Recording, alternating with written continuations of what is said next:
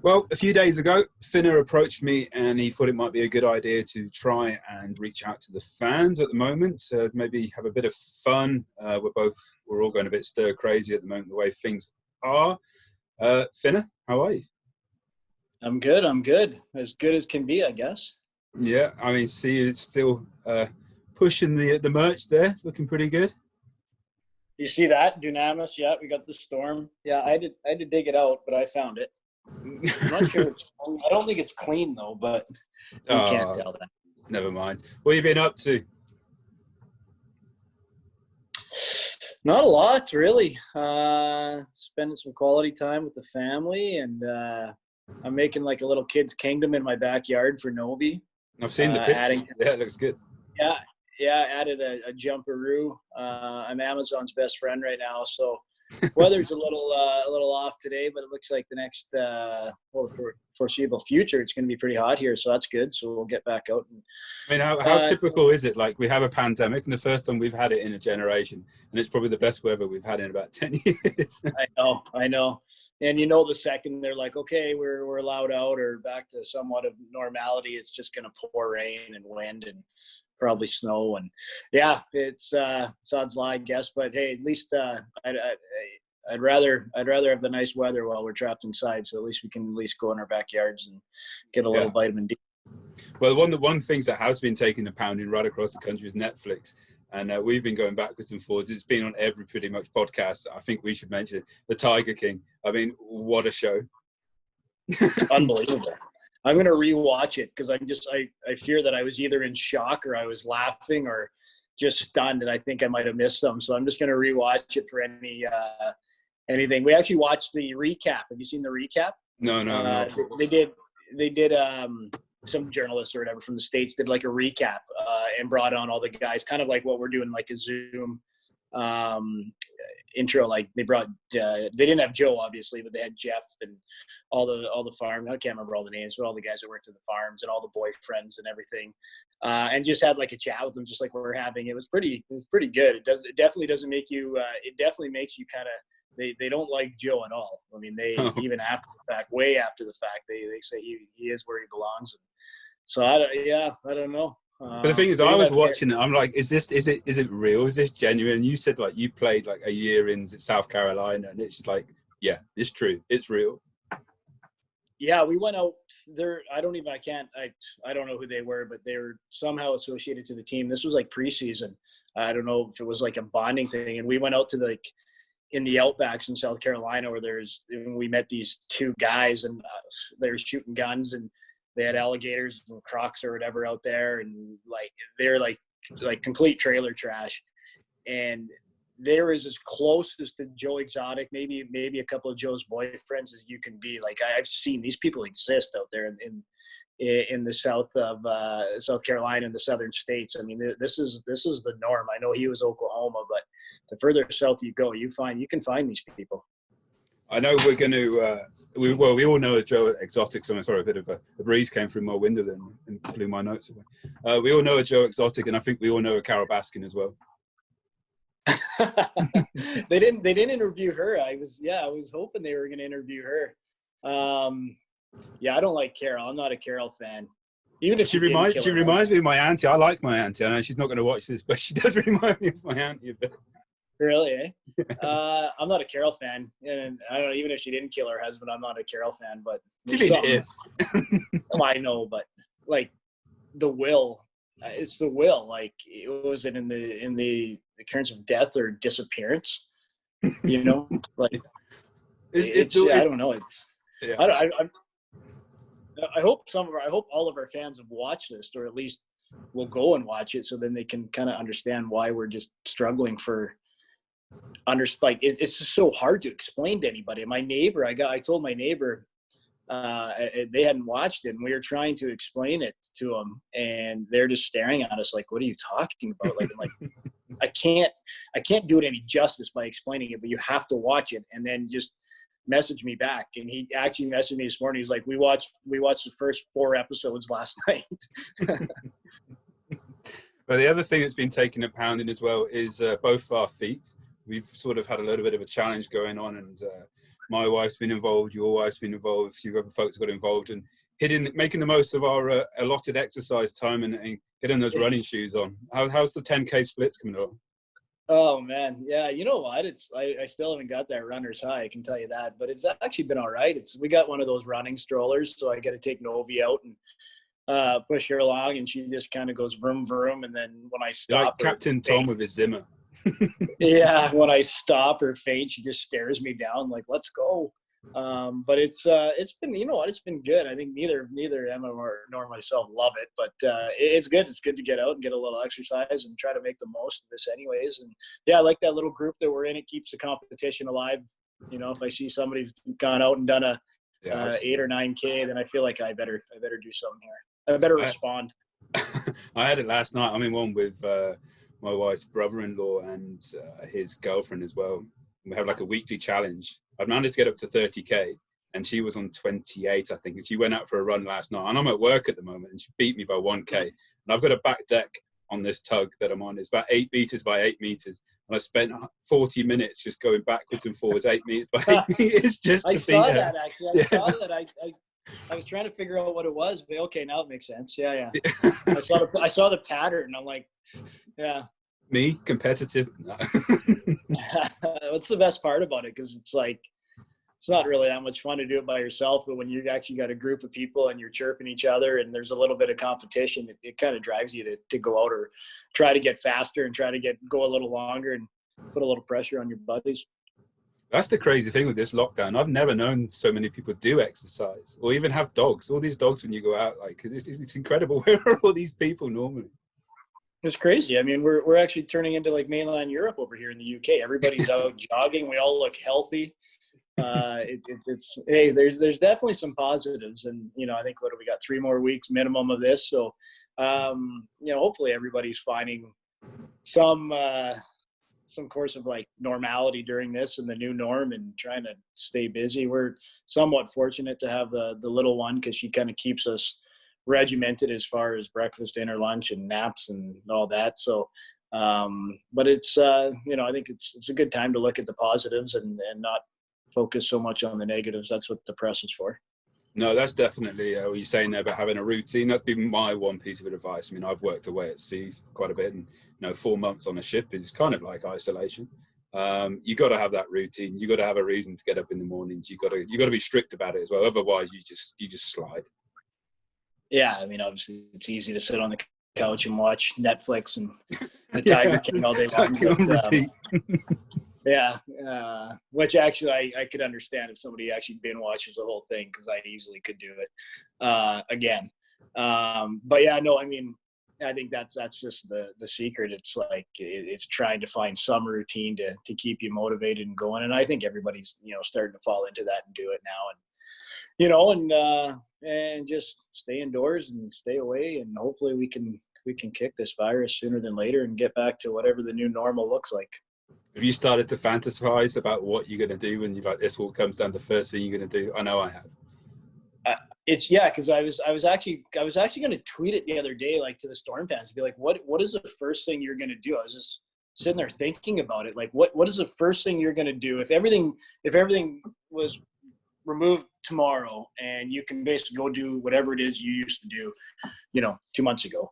What would you do? And I'm like, man, what would we do? I was actually talking to Emma about it. I'm like, I got to think that it would have to involve maybe going to the market. That was always kind of our favorite spot, was sit and have a dinner, have a meal at the market, let Novi run around. And I think that probably might be the first thing we do. I know a lot of people will be rushing to gyms and that, but I think we would just kind of being out and about would be nice. And but the more I think about it now, I'm like, man, maybe there's other things that I'd rather do. But yeah, I am interested. We'll tell the fans that they got to message in what the first thing to do. It's kind of you got to take some time to think about it and we have a lot. But yeah, I think it would have to be going for dinner somewhere. Mine all revolve around food and drink for some reason. I don't know why, but that just seems to be my life. Full stop. Going to the pub. Yeah, I just got, as you say, in the market, sitting in there, having a nice glass of wine and having that steak sandwich. Oh, yeah. The steak sandwich and the red wine is the go-to for us anyways at that market. They got the best wine. Without a doubt. We don't have any wine sponsors, do we? I got told off the other day. Now. I got told off at Asda the other day because I went in and I had about, I don't know, 7 bottles of red wine, and they're like, "You can only have one." I'm like, "Yeah, it's the same model. It's just a different like flavor." They're like, "Okay." Yeah. We're on that. We just got a delivery. What is it? Oh, I'm gonna forget the name, but they deliver anyways. It comes out of the market. You can order wine from the market, and they deliver it. But it's Hey, do we still have our partnership with that wine thing in the league? I don't know. They won't be too happy with me right now. Yeah, I don't know. We'll maybe edit that bit out. Yeah. So going back to I know it's difficult at the moment to bit of normality, but behind the scenes, what's going on, Ryan? Well, we're trying to move forward. Obviously, it's very tough with the uncertainty of like when we're going to get going, how many games, if all that has to kind of go in, and sponsorship and fans, and it's a lot of guessing right now as far as what next season is going to look like. So we're moving forward as far as we've kind of got 3 or 4 different business plans going, and at the same time, I think we've been fairly quiet because we're reluctant to say the wrong things or give false hope or do any of that. So, with the season tickets, it's like Jamie said, there will be absolutely no money. It's June at the earliest. It could be July. It could be August before they take any money. We definitely won't take any money until we absolutely know exactly what is going on and how many games and how that'll look and structured. So right now it's just about, seeing the feeler out there, see what the uptake will be, our fan base, because that kind of gives us a good idea of where our budget could be and will be on the back of those. And then, and then trying to move forward day by day. We've got lots of talks. We've obviously had a few guys sign. We've got definitely some more underway. Some more guys are signed up, and we're just kind of finalizing some stuff. And, kind of talking to agents and dipping our toe in the market. And, we feel like we've uncovered some players that we've been looking at, probably since January, that we feel like would be good fits here. And we're talking with them now and hoping to get something done with them. And, so we are business as usual. We're definitely moving forward. We just wanted to make sure that we're following the process here. We're not getting too far ahead of ourselves. That must be the fine balance that you got to strike here, because it's so difficult. There's only us, I think, in Dundee have announced one signing. There's no doubt that players have been signed by other clubs there, and they will be starting to release it. But you don't want to, push too much out too soon in the current climate. Yeah, I think, you want to make sure that whatever you are putting out there is 100% solid. And, and I think, and like you said, there's 100%. There's every team has signed guys, and they're just potentially holding back a bit here. And that's fine. And, I think we want to continue pushing forward. I think we feel like we have a good plan moving for whatever it gets thrown at us. Obviously there's going to be some hurdles, and it's going to be a tough season. There's just no way around it. It's going to be a tough season for everybody, on, off the ice, for our fan base. Everyone's going to feel it. And I think next year is kind of a get through process. And we just want to make sure that we put the best team on the ice that we can, and get back to building this back up to where we had it, to where, it's become again sustainable and a team that's going to be around for years and years to come. We don't want to be a team that is floating year to year. And, this has pushed everyone back, but at the same time, it's, we're all in it together, so to speak. And now we just got to build it back up. We all know how important sponsorship is for the club, and also the fans with their season ticket renewals and stuff like that. So we purposely don't want to push this too much, because it's not the time to do it. But say Dave, is it Dave from Dizzy Fish? Yeah, Dave Wilson from Dizzy Fish. We asked some questions to come in, and Dizzy Fish have been on board for a couple of seasons now, and it's important, if these sponsors can, they do stay with us during these difficult times. Yeah, Dave's been great. He's obviously he's already, he sent us a message almost immediately and said that, we could count on him being back next year. And, and he's actually going to look to potentially increase his sponsorship to help the club out. So he's been fantastic. And, we've had a lot of sponsors that have reached out to us and said, hey, like we're still in it, hope your eyes are okay. We'll get through it. So, obviously we're not picking up the phone and phoning people for sponsorship right now. And, it is a tough time, but at the same time, we've had really, really encouraging messages and phone calls and emails from current sponsors that are sticking with us and want to see us get back and get healthy again next season and hopefully put a good product on the ice. And, so there's a lot of encouragement anyways on the outside. Our fan base, our season tickets are going really well. We're really happy with that. And we know like I always talk to my wife. I said, it's a tough ask, and a lot of people right now are asking, there's a lot more questions than are answers. And I'm sure there's a lot of people in limbo and, hopefully everybody's, getting through it and financially are okay and can come out of this and move on and look to climb the ladder again. So we understand where there's a lot of fans who've emailed in, said, hey, like we're 100% in, but we just really kind of got to get some clarity within our lives first. And it's the same way that we're talking right now is, we can't get too far ahead of ourselves and promise things that we can't deliver. So we are kind of just tiptoeing our way around it, but we want to keep moving forward on and off the ice. And so when we do get that okay, that we're not behind, we're right there, we're moving forward and have a good plan. You mentioned that, you mentioned there about only putting things out when you're 100% sure. And one of the questions that came in from Storm Fanatic was the question about flexi tickets. And I guess now is not the time. You just don't know.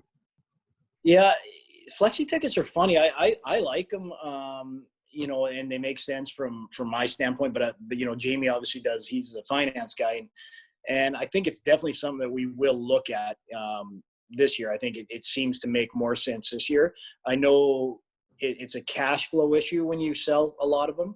You start to lose the cash flow at the gate, which is so important to keep the club afloat. But at the same time, I think this year you can almost throw the book out. We're all going to be kind of picking up the pieces and trying to find what works for each individual. And the goal, obviously, like always, is to get as many people through the door and bums on seats and as many sponsors involved. But I think this year we're going to have to be a bit smarter and a bit. Think a little bit more outside the box and on how we can do that and how we can formulate potentially even price points or certain games where we can get people that potentially would like to go but can't afford to go. And if flexi tickets are a way to do that, then absolutely, I think we'll definitely look at it this year. Thinking outside the box, something we've done this off season is the selling the 50-50 and shirt off the back and that sort of thing. Again, we don't really want to labour the point when it's coming down to the finances of things, but that's worked really well and possibly something we could take into next year.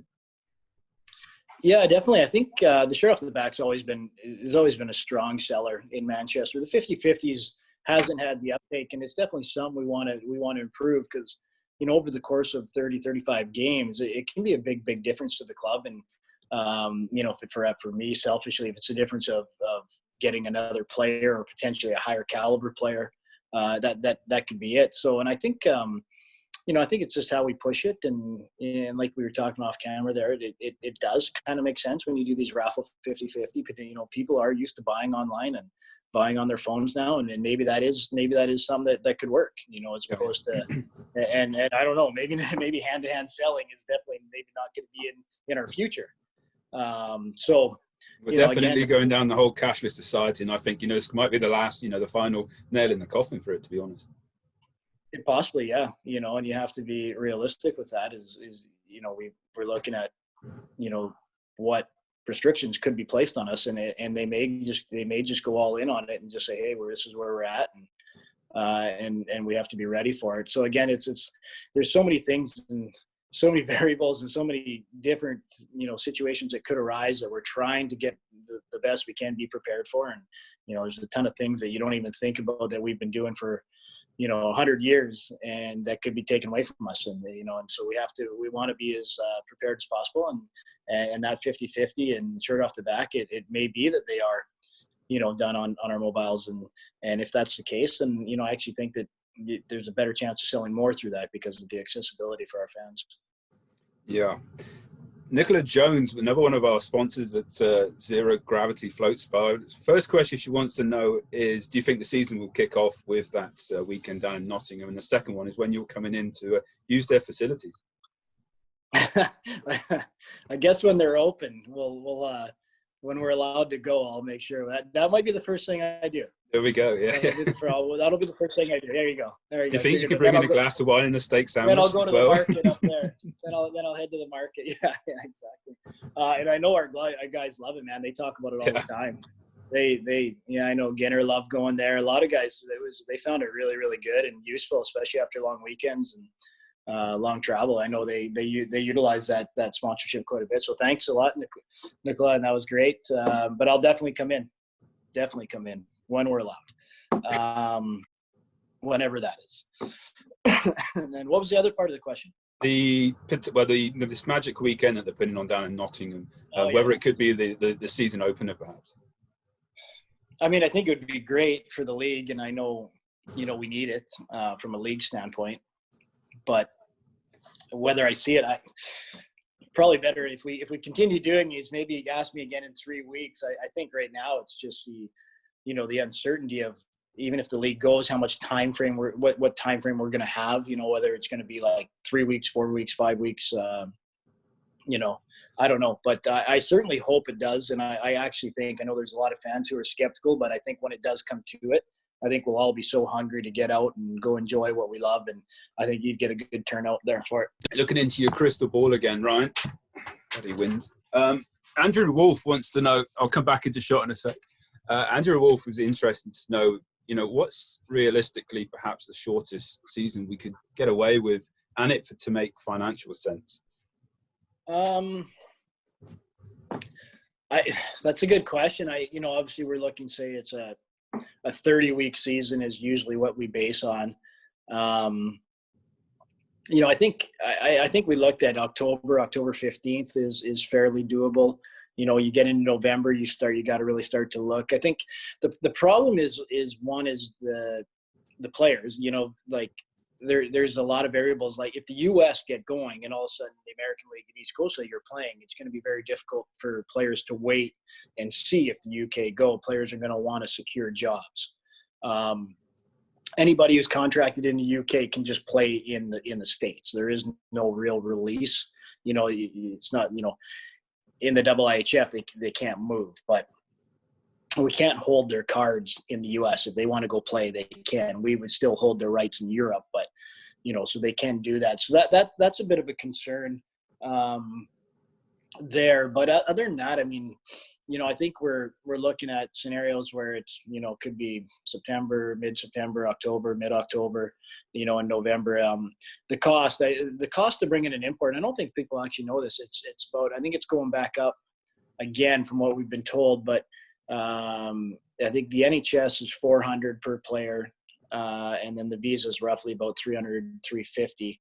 But I think the NHS is going to $550 per player. So it's kind of gone from 0 to 2 to 4 now to $550 in probably the last 4 years. And is that is that per season, or is it like a pro rata, or you just got to pay it when we plays one game season, or 30? Yeah, it's per player per season, really. So I think it's going to 550. Talking to a couple other general managers in the league is what they're getting told. So there's quite a bit of cost. Just to get the player, not even to get them on a plane, just to actually get them a visa and get them, certified to enter the country. And then obviously you got the flights and the housing and all that. So, there has to be enough games that it makes financial sense so we can actually pay that all back, plus pay the players, plus pay your rent and everything else. So, we're definitely looking at it. We're optimistic, hopefully still in that September, or October, like kind of start date. It would be okay. We'd be able to put together a good schedule and it should all work.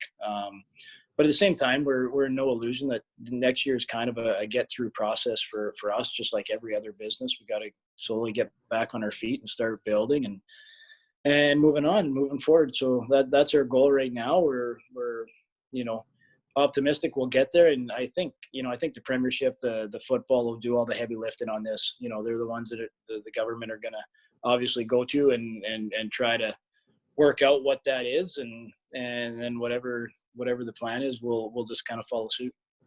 Last bit of housekeeping just on what's going on at the moment and the last season before we start to look ahead, which is important to do, is Karina Philpott was just asking, there was no announcement regarding the end of season awards. Who got the prizes? Is anything coming out there? I guess that's a supporters club. Yeah, I think Nick, I think we are looking to do something here, kind of like just the online kind of thing, with all that. And yeah, we've seen other teams of doing it. So we are kind of in the process of doing all that right now. And in due time, we'll kind of have our virtual awards due for our fan base. Okay. Now, the exciting bit, let's look towards next season a little bit more, and who could be coming in through the door. Mark Noakes got in contact. He says he wishes you well, Finner, and your family. Hopes everybody's okay. He's just curious to know with what's going on at the moment. Are you feeling that it's affecting players and their decision making, and perhaps everybody's holding off a little bit at the moment? I don't think so. I think because it's kind of blanketed across all of hockey. So, a guy that wanted to come to Europe still wants to come to Europe. A player that wants to come to the UK still wants to come to the UK because there are no other options right now. Not one league right now is stepping forward and put a hard line on when they're starting, or no governments have actually come out. Unless you're Belarusian and you never stopped, eh? Yeah, unless you're, Belarus is just going into summer right now. It's crazy. But yeah, no, I don't think it's affecting anything right now. Like, obviously we're still talking to guys, and to be fair, I think there's a lot of guys that aren't even thinking that there's a chance it could be delayed next year. I think a lot of players that are probably more optimistic than anyone. They want to get back playing, and especially young guys that want to start their careers and pro careers. And so I think, I don't think there's any real impact right now on this as far as the playing market. I think where we'll struggle is if we're one of the last ones to go, then it'll get real difficult. If there are other places for these guys to go and sign and they can secure employment, then it'll get real difficult to ask players to wait on something that we have no deadline for. So we're hoping we're not in that situation. Yeah, good stuff. Darren Evans, one of our loyal stewards. Darren, I hope you're well and good. He's asking, he said he's noticed that the standard of the league has got better and better, which it has. It's pretty obvious. But does that make it more difficult for you to unearth the guys that you have in the past, the likes of your Hammonds, your Ginners? We all know that, you love to play poker. You'd like to have a little bit of a dabble, and you kind of take that into the way that you recruit as well. You'd like to take a punt on a few guys. Yeah, I think, we have to. It's difficult. It's hard to kind of explain. It's like, as far as budgets and what you're trying to get out of guys and why we have so many young guys is strictly we can't afford to really just have one or two all-stars, and then we want to try to get three lines of offense, which last year we really lacked offense, but I loved the group that we had. I thought we were resilient defensively. We would have loved to have had more offense. But yeah, we try to find diamonds in the rough. It's worked well for me in the past. I mean, a lot of these guys you're mentioning were one time those kind of guys. Cameron's a great example of that. He was, we kind of brought him in almost on league minimum money when we found him in Glasgow, and went on to lead the league in scoring for a few years, and now he's doing his thing in Germany. There's a ton of these cases up and down the league that you've seen. I've seen a ton of players come in that on paper you wouldn't sign, and then they show up and they're awesome. And it's a funny league. I've seen NHL guys come in here that I would never want on my team, and I've seen guys who relatively come out of nowhere, SPHL, maybe some East Coast League games, and light it up. So there is I'm very optimistic that we can, if we do the proper research, we can find these types of players. And it's not always, for me, it's not always the goal scorers. I think it's easy to identify those guys, or the fighters. I look at Scott Simmons, who I think is maybe one of the best two-way players I've ever coached. But he probably won't go and get all the praise he deserves, but he's a heck of a hockey player and heck of a person. And he's a guy that could fit on any team honestly, from CIS to the NHL, there's a spot for this kid, the way he plays, and a lot of our fan base probably didn't appreciate that, and maybe started to towards the end of the year. Yeah. And these are guys that we think are, there's a lot of these guys out there, and we just got to find them.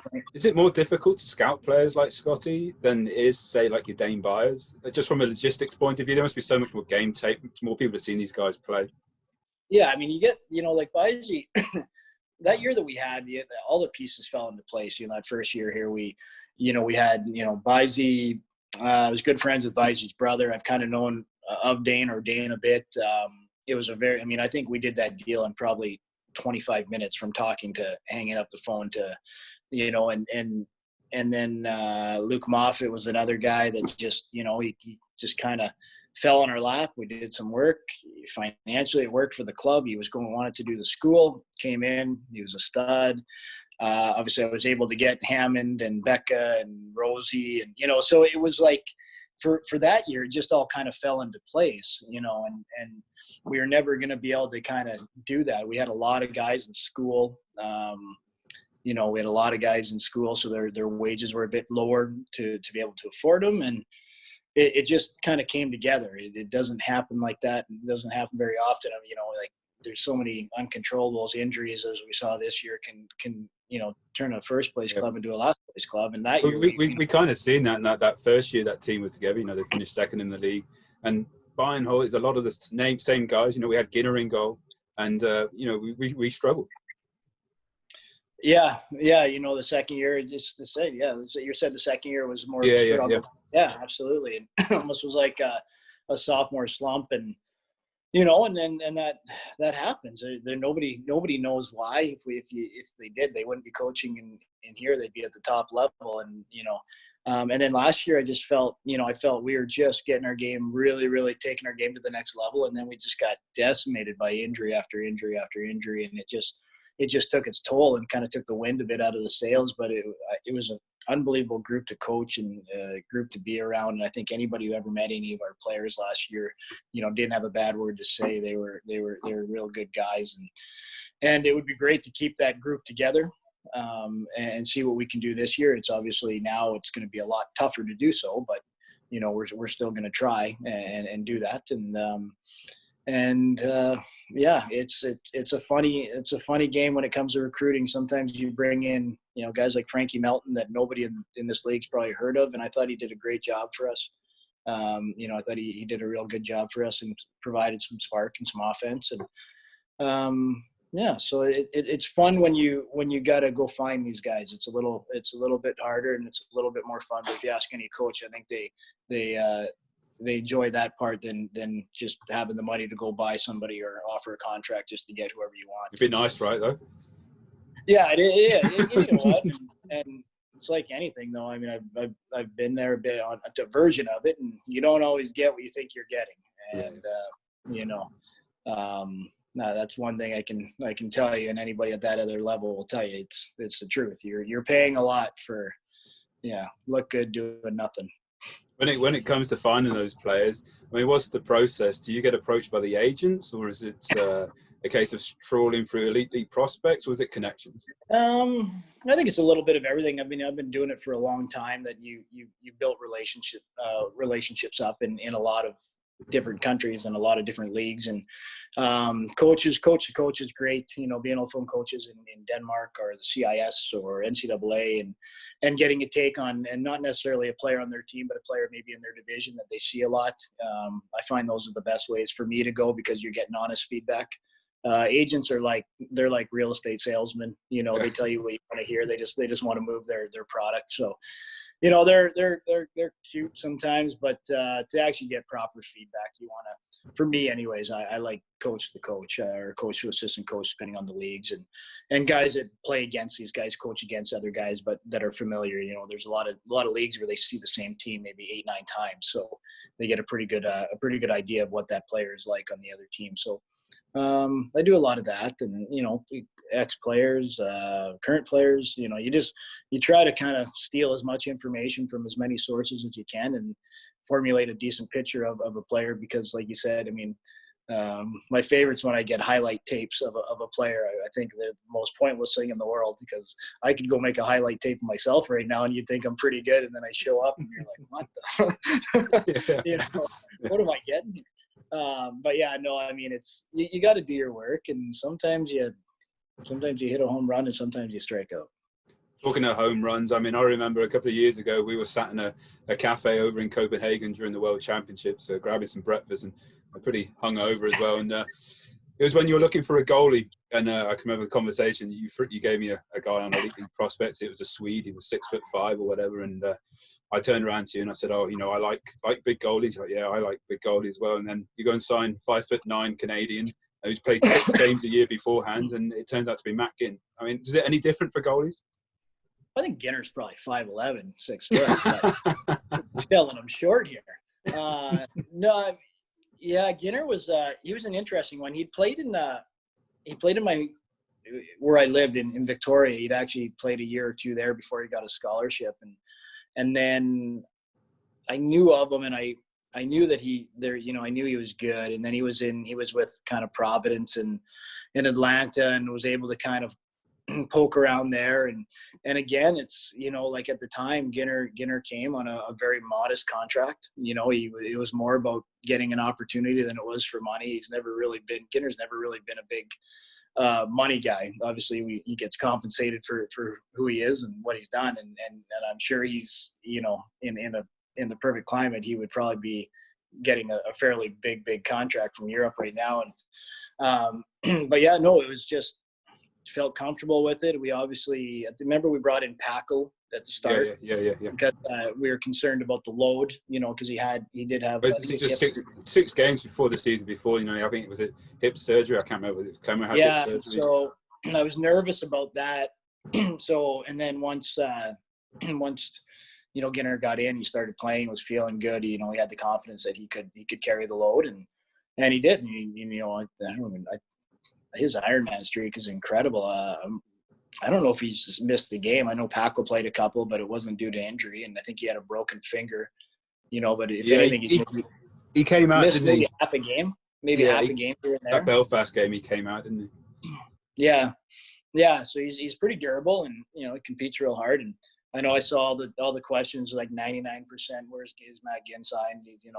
I speak to him quite a bit. Probably speak to him 2-3 times a week, and you know what? We've kind of made the best offer possible for us.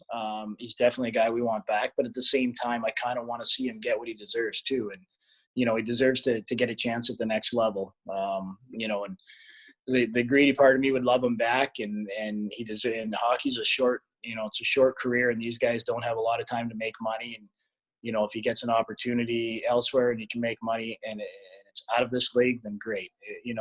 But we're never, we're not. I couldn't tell you which way it's going to go right now, but at the same time, I'd like to see him. I'd like to see him advance, because he definitely deserves it. And and if it doesn't happen for whatever reason, he's back here, then fantastic. But at the same time, we play this game to advance. We play this game to get better, just like anything. You go to work to advance and get promotions and get raises, and sports is no different. If that means we've seen the last of Matt, well, that it sucks. We move on. Wish him well. He'll always be welcome back. And so that's kind of where we are with him. But obviously this whole pandemic is kind of sidelined everything. There's not a lot of movement in Europe right now. There's a lot of questions, like, same as us. So it could take some time to find out where players are going to end up. I know there's a lot of movement that already happened in our league. I think there's some guys moved on in Europe and stuff, but I mean, there's just so much uncertainty with every country and every league of which way, this is going to go. Yeah, from a human point of view, that's the bit that probably disappointed me the most about the way things ended, was the fact that, there were guys out there which, were retiring, or that played their last game without even knowing it, or guys that could be moving on from a club and didn't get to say goodbye to the fans. Yeah, I think that's tough. It didn't really immediately kind of hit us until probably maybe, a few days after you hung up your gear potentially for the last time, or you coached your last game, or, and especially with this group, they were so close, and the way it ended, it was just kind of like a quick goodbye, and guys, we were trying to get guys out of the country, and and so yeah, it does suck when you spend that much time with a group, and especially the group we had, and we just hope that hopefully it isn't the last game for a lot of guys. Hopefully guys can extend their careers or whatnot, but that's the tough part right now, is there's a lot of people wanting to know, and we're just in a situation right now where we're kind of holding right now. We're in a holding pattern right now, and it's been it's pretty surreal what we're going through. This last off season, you made a bit of a conscious effort or decision to sort of change the makeup of the team a little bit, with regards perhaps bringing a bit more speed than the team that we had beforehand. David Reed is asking, will we have larger bodies again next season? He felt we were perhaps bullied a little bit at home. But like, we got bullied at home? Yeah, David seems to. I don't personally agree a little bit. I think perhaps, we, as you said, you mentioned before, we suffered offensively, but I didn't really see us getting bullied. But, will we perhaps have a couple more bigger power forwards, perhaps? I think with our rink, we are looking for size, maybe a little bit more size. We're looking for scoring first and foremost. I don't feel like we got bullied. I don't really remember games where we were intimidated or we had some, Gags did an incredible job for us, and the league in itself isn't really, we don't really have that presence, anymore. There, so but maybe I'm wrong. Maybe from up top, it looked that way. But yeah, no, I didn't feel like we had bully. I thought we were pretty tenacious and we had good speed, and But my big thing is we want to find more offense. We got to find more goals. We can't. It's tough to win games when you're not scoring goals, and I think some of the guys that are hopefully coming back for a second season, your Fawcett's and Critch now, are going to be so much more familiar with the league, which will be bode well. And I think they'll have more offense, more output from them, and then, we just obviously got to keep going down that track and find goals and make sure that I thought we were solid defensively last year. Obviously, Ginner was a stud in net, and, we want to keep that side of the game there and just add some more offense. But yeah, if we can find that 6'3", 6'4" power forward that can get to the net and create and make plays and skate at this level, then absolutely that's just a bonus. On a similar vein, Ash Burgess asked, are we prioritizing looking for more offensive players this year? I don't think that you ever go out not looking for offensive players. They probably are quite high priority. Just sometimes it doesn't perhaps work. For example, we probably expected Adam Huseman to put on a lot of goals this season for the Storm, but he picked up that injury. Yeah, like you said, there's so many variables. Husey, when you watch him in practice, you can see why he scores goals. He skates well, shoots a puck heavy. And I thought he was starting to turn the corner, and then obviously had that unfortunate injury that pretty much sidelined him from, not even know when, was it before Christmas? I can't remember when he got hurt.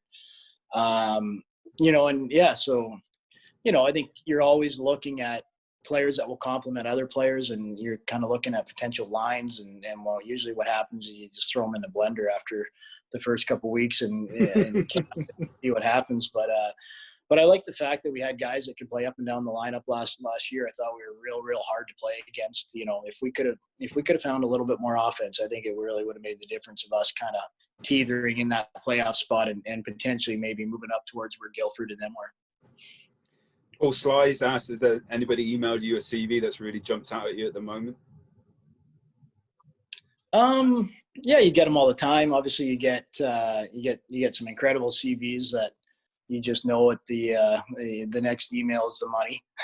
And you know what, Manchester is really attractive, and because of the city, and obviously the schooling is fairly important. And for us next year, we got to be conscious of families, as we kind of went over the cost of bringing in players, and then if you add wives and kids, it's the exact same cost for each of them. So I think next year it's going to be real tough to bring in family guys.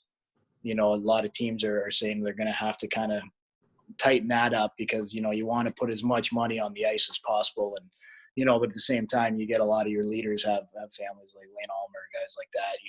So we want to make sure that we're making the right decisions and finding the money where we can. And again, going back to all the 50-50s and shirts off the back, and that's where a lot of that money goes into, and the OSC That's what their job. The OSC raise.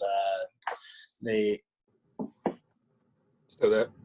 Yeah. My battery's down to 10%. The OSC they raise almost 30 grand that they give to the club. So every time you hear the OSC, and that's every penny that they do, and they're the ones that pay for the flights to Belfast. They pay for all the travel for the players, all the visas, you name it, and then anything else on top of it that I can squeeze out of them.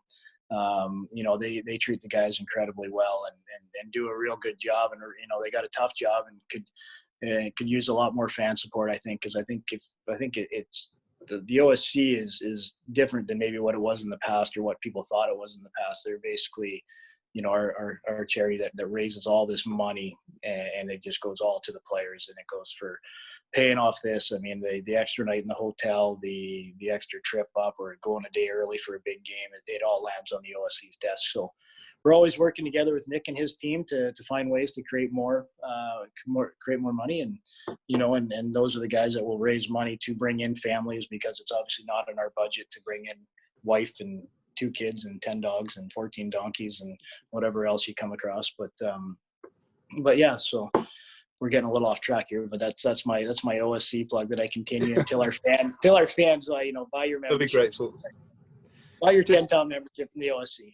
Yeah, no, absolutely. As you say, every penny counts. You mentioned what a big draw Manchester is for players to come into. I'm just curious that, when you're shopping around and looking at clubs to get involved in a couple of years ago, I mean, I know of a few that you went and had a look at, and you've told me yourself.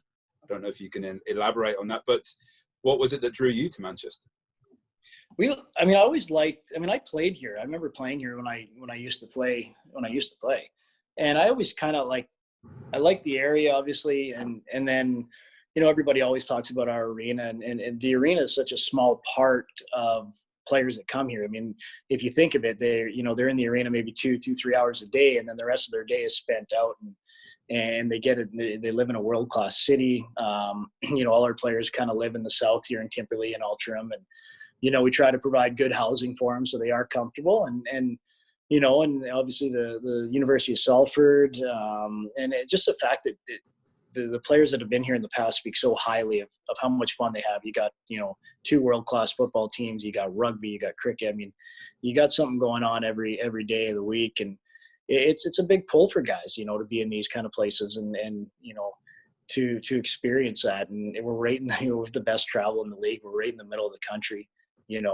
We're not doing the 8-9 hour runs from Guildford to Dundee and, all that. So there is a lot of attraction to play here. And I think people over kind of the arena that they always talk about the arena. I think they overvalue what it actually means to a player, because that just becomes your home like anything. And, players end up actually playing there. They kind of like it. It's our arena. We know every nook and cranny of it. And we just get on with it, guys. Yeah. And guys just buy in. You just buy in and try to use it to our advantage. It brings me on to Kevin Booth's question, actually. He's asking, do you actually enjoy the arena, and what's long-term? Can you see something down the path, perhaps? Yeah, I mean, obviously, God, with everything going on right now, it'd be, I don't know how much building's going to be going on for arenas. But yeah, no, I definitely, I mean, like I said, it becomes your home after a while. Like we built a great dressing room. We have a great relationship with Planet Ice and Vern and his team there, and they do work tirelessly for us. And and there's I think a lot of people do talking for us, but the actual relationship we have there is pretty good. And I think you always want better. I think if you have a 5,000 seat stadium, you want a 10. If you got a 10, you want a 20. And but for us, we have to continue moving forward and trying to get more bums on seats. I find that the entertainment value in that arena is awesome. The chance that you can sit it really is. I compare it. We've got many hockey fans. You've been to many different arenas in this country and abroad in Canada. And, once it gets going and stuff, there's not an atmosphere like it. No, and I think that's a big thing, and it's a big thing for the players, and it doesn't take much to get that thing going. And I think that's another thing, our fans and the drums and everything. I think that's really worked really well. It's brought our fans closer together, and You know, and you can definitely feel it on the ice and down below. I mean, there's games it was hard to coach because players couldn't hear me from a foot away. You know, it was that loud, and I like it. I like the it's an intimidating barn. It's a tough barn for other weight teams to go to, and you know, at the same time, we continue to always kind of invest in our room and try to make it better and try to make that environment better for our players. And you know, the players, you know, they come in, and some come in from Madison Square Garden, and they go, hey, this is our room, this is what we have, this is our rink, and let's go. You know, there is nobody really actually, it's fun, nobody really actually cares. You know, it's that's your home rink, and you get on with it. No. Anthony Fox was asking, what was your highlight of the season, and what was your signing of the season? I mean, I might jump in there first. One of my highlights was a couple of away victories over in Belfast, and getting the victories in Fife as well. That's always nice, just because the amount of verbals that you seem to get up there. Anytime you can win in Fife, it's nice. Yeah. The highlights. I mean, I really liked that game that we played in. You know, we were really short bodies towards the end of the year in Glasgow. When we went to Glasgow on the Friday, I really liked that game. I thought, you know, because we were down so many guys. We were down Dallas. We were down, 3 or 4 imports, regular guys out of the lineup. And I thought that the guys competed real hard, blocking shots. We kind of went old school. Ginner had a great game. You know, we trapped. We made a lot of changes because we hadn't had success against them. And I really liked the buy-in that we had there from the group. I think we only had 10 forwards and 5D or something like that. And I thought that was a real good game. Obviously, anytime you can beat, you know, the Belfast, Cardiffs, Nottingham, Sheffields, you know, they're good. But that game stuck out for me because I thought it was one of the best games we played. And perhaps, I don't know if you can answer this, but perhaps your signing of the season. I mean, I've gone through it. I kind of look at it maybe from a different point of view, because I like it from your perspective. I look at value for money as well. I think the likes of Raymond and Scotty Simmons, you know, they're 2 standouts for me. And then, you know, you have to look at Ginner, the season that he had. Yeah, I think Ginner obviously was a standout. He was by far the best goalie in the league, and I said it the year before that he was the best goalie in the league. And people mocked you, huh? Yeah. So keep questioning me. Yeah. You know, and you know, like you said, we'd love to have Ginner back, but at the same time, I'd love to see Ginner in Austria. I'd love to see him get a chance in the next level and prove what we've been saying, what I've been saying, and I hope that does happen for him generally. And then there's another Matt Ginn down the road that we have to find. I mean, that's just the way she works. It's the way life goes. That always makes me laugh when people say to you have to sign this guy. You have to. Well, you're the guy that signed him in the first place. Yeah. Find another one. Yeah, and you know, yeah, exactly. And you know what? I mean, signing of the season, I think we had a lot of guys. Raymond Gruel, I think when we signed him, everybody questioned it. I thought he held his own and did more. He was a great defenseman for us. Scotty Simmons, again, solid player.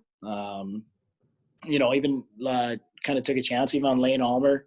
You know, coming off at his age and taking him out of Cardiff. I thought he had a great season. Was a great guy in the room. And yeah, we just had a good group, Ollie, and it just can kind of go down the list of guys. We had so much heart and compete, and guys cared and wanted to win, and it was a real fun group to be a part of.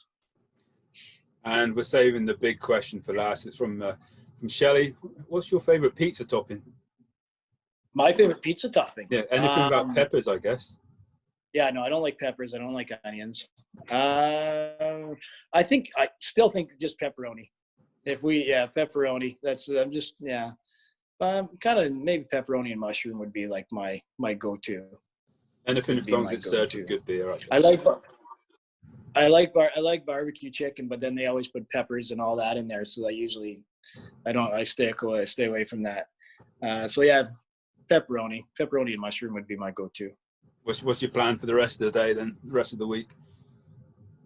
Well, pretty busy. I'll wait for Novi to wake up here, and then it's actually not. The weather's kind of crappy today, so God, I don't know. You're not a decorating type? Got to figure something out. What is it? 3:30 now. Have to make some dinner maybe in a bit. Has Emma not got you doing some decorating or something?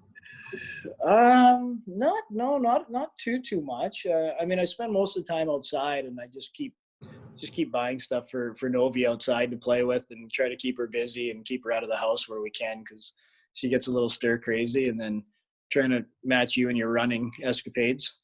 And yeah, again, spend as much time outside as we can in our yard and going for a little exercise. And yeah, that's about it. Maybe try to find what the next best movie is on Netflix, or I don't know. That's about it. We said we'd try and do this again, and I think you're going to try and line up perhaps a few guys, a few old faces to come on this. That'd be pretty cool. Yeah, I think it'd be fun. I think it'd be, we've been talking for a while now. I don't think anybody's going to listen to those fast forward. Probably gone by now, yeah. Yeah, they're already gone. But yeah, if the fans like it, and we can maybe get some old school guys back on and have a chat and try to get through this time together. We've got 3 more weeks minimum. Yeah, we should be able to get a couple minimum. Yeah, we should probably get a few more of these in and keep the questions coming, and we'll go from there. Okay, folks, really appreciate you joining us, and stay safe out there and keep supporting the best you can. But as Ryan said, we're all in this together, and hopefully we'll catch up soon, and stay tuned, and we'll have another one out soon. Thanks, Ryan. Yep, thanks, guys. Cheers.